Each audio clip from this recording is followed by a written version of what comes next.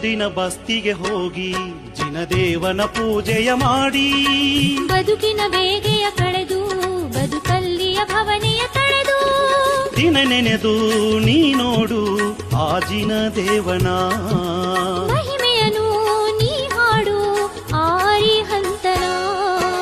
ಅನುದಿನ ಬಸ್ತಿಗೆ ಹೋಗಿ ಜಿನದೇವನ ಪೂಜೆಯ ಮಾಡಿ ಬದುಕಿನ ಬೇಗೆಯ ಕಳೆದು ಬದುಕಲ್ಲಿಯ ಭವನೆಯ ತಳೆದು ರಾಗದ್ವೇಷ ಮೋಹಗಳ ದೂರವಾಣಿ ಮಾಡು ಸಂಸಾರ ಸುಖ ಭೋಗ ತ್ಯಾಗವಾನಿ ಮಾಡು.